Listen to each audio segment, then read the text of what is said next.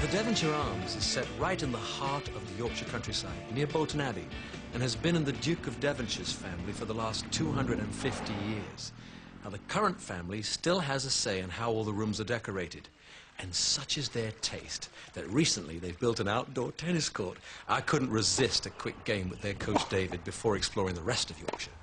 So when were you last on the tennis court? About a week and a half ago. Right.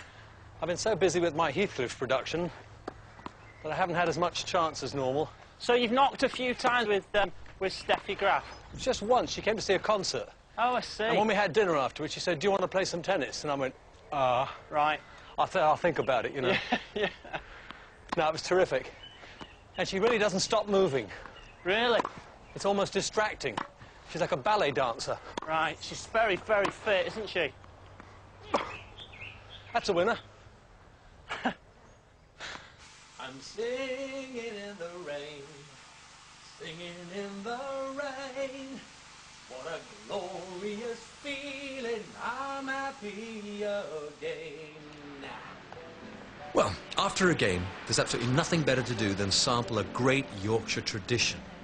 Betty's have tea shops all over Yorkshire, and this one's 20 minutes down the road at Ilkley.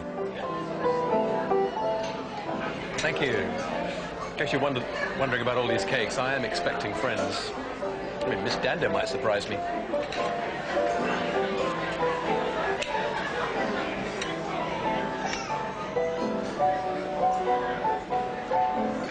I know you shouldn't speak with your mouth full, but it's terrific. Very nice to see you. My personal pilgrimage, as someone who's about to play Heathcliff, was to visit the home of Wuthering Heights author Emily Bronte at the parsonage in Haworth. A good Yorkshire way to get there is by public transport, and anyway, car parking can always be a problem. I've tried, but I can't get away from these double-decker buses. We're all going on a summer holiday. No more working. Can you take me a couple of stops down the road? Yes, 3-6, please. I've only got 20p. Oh, that one, though. No more worries for me or you for a week or two. Domem's is the UK's smallest station. It's a request stop where you have to actually flag the train down. Now, this railway was restored 30 years ago, and they've done it beautifully using authentic materials. You won't find any electricity here, only gas lights. And it's not just for tourists. There's a regular timetable, and so you can use it to go to work or to do your shopping. All aboard.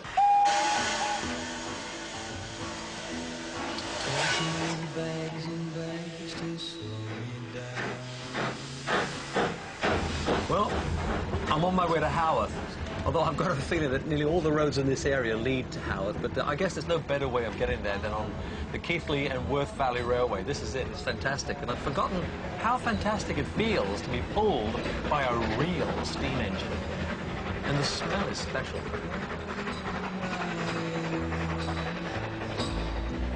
I just can't wait to be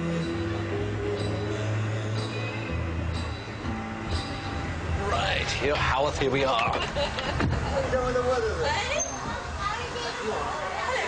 Hello.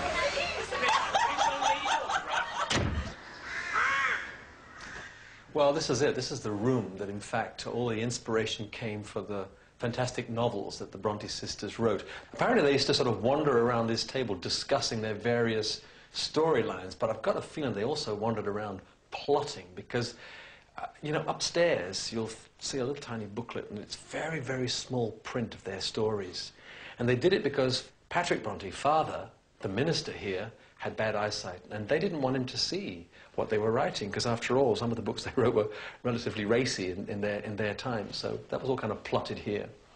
And something that's special but rather sad, of course, is the fact that allegedly Emily Bronte died right here in this room, in fact on that sofa. So it's a special room. And of course, death is no stranger to Haworth, which at the time of the Brontes had one of the worst death rates in the UK. No sewers and water supply meant that nearly 50% of children died before they were 6. The nearby moors were the only escape, and that remote and now derelict farmhouse at Top Withens was, of course, the setting for Wuthering Heights. story is a famous one, now worshipped, now dismissed, rehearsed and trolled for meeting. It's a long walk to Top Withens, but it's really worth it. I think you have to be here. It's so inspiring. It stands right on the edge of the moor. It's totally isolated and has this commanding presence over the sort of rolling landscape. I don't know. There's a kind of emotional ambience here, and I'm sure that it had a great part to play in the best British novel ever written.